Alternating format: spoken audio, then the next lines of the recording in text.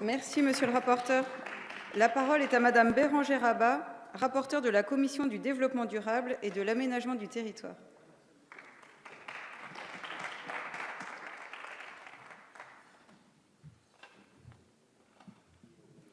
Merci Madame la Présidente, Monsieur le Ministre, Madame la Présidente de la Commission du développement durable, Mesdames, Messieurs les rapporteurs, très chers collègues.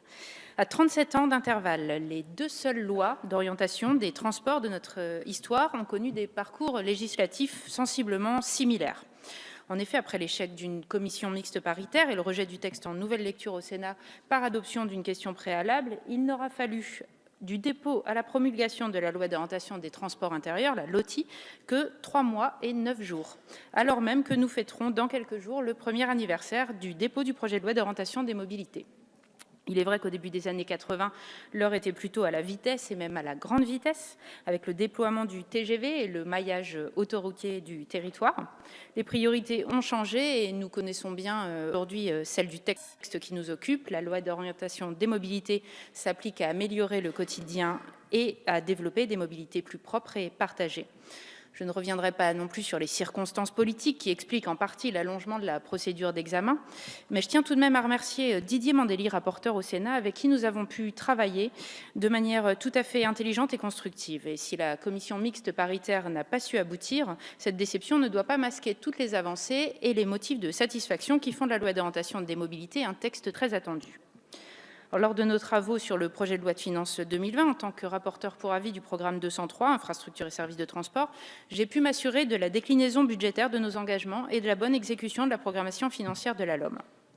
Pour mémoire, son titre 1er A prévoit pour les dépenses de l'Agence de financement des infrastructures de transport, l'AFIT, une enveloppe quinquennale de 13,7 milliards d'euros entre 2019 et 2023, qui sera portée à 14,3 milliards d'euros pour la période 2023-2027, ce qui constitue une augmentation de plus de 40% par rapport au précédent quinquennat. Pour le 2019, le montant total des dépenses est fixé à plus de 2,6 milliards d'euros.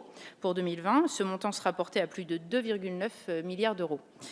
Le projet de loi de finances pour 2020 que nous venons d'adopter en première lecture respecte cette trajectoire. Les crédits budgétaires proposés par l'État et les fonds de concours, principalement apportés par l'AFIT, traduisent fidèlement et permettent la programmation des investissements du titre 1er A de la LOM.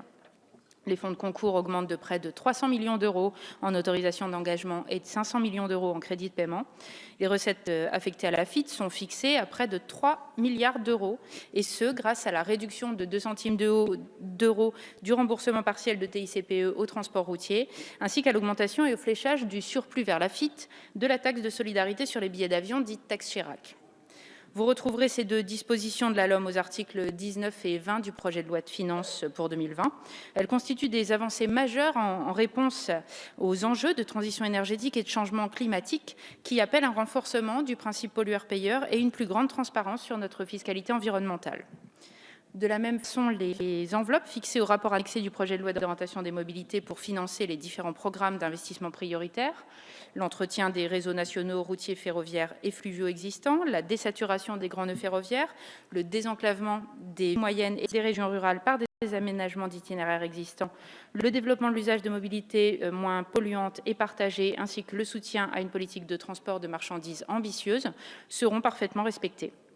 À titre d'exemple, le plan vélo a d'ores et déjà démarré, puisqu'un appel à projet financé sur les fonds de l'AFIT d'un montant de 43,7 millions d'euros a conduit à retenir 152 projets de création d'axes ou de continuité cyclable, et un nouvel appel à projet pour un montant prévu de 50 millions d'euros sera lancé en 2020. S'agissant du financement des transports en commun en site propre, la période 2019-2020 est consacrée à l'achèvement des conventionnements des opérations du troisième appel à projet, avec une enveloppe de 150 millions d'euros restant à engager. Et le rapport annexé à la LOM prévoit également l'octroi de 60 millions d'euros au total sur la période 2019-2025 pour le développement de ces transports et des pôles d'échange multimodaux. Dans cette perspective, un quatrième appel à projet sera lancé dans le courant de l'année 2020, auquel le gouvernement a prévu de consacrer 450 millions d'euros. Alors, sur proposition de votre rapporteur, sont également attendus en 2020 2 rapports du gouvernement. Au 31 mars, un rapport portant sur les niveaux de fiscalité du secteur aérien en France et par comparaison aux autres pays européens, dans le cadre des travaux lancés à l'échelle européenne sur une éventuelle taxation du transport aérien. Puis au 30 juin, une étude sur le développement de nouvelles lignes de train d'équilibre du territoire, précisant en particulier une stratégie et les conditions d'une amélioration de l'offre de trains de nuit. Nous nous félicitons enfin que le Conseil d'orientation des infrastructures, dont le travail rigoureux nous a permis d'aboutir à une programmation ambitieuse et sincère, soit pérennisé par l'article 1er C qui l'inscrit dans le Code des transports. Vous le voyez, chers collègues, en dépit d'un long parcours législatif, la programmation financière des investissements de l'État dans les transports est et sera parfaitement respectée. C'est pourquoi je vous invite aujourd'hui à voter très largement cette loi d'orientation des mobilités, un texte nécessaire et utile au quotidien de nos concitoyens. Je vous remercie.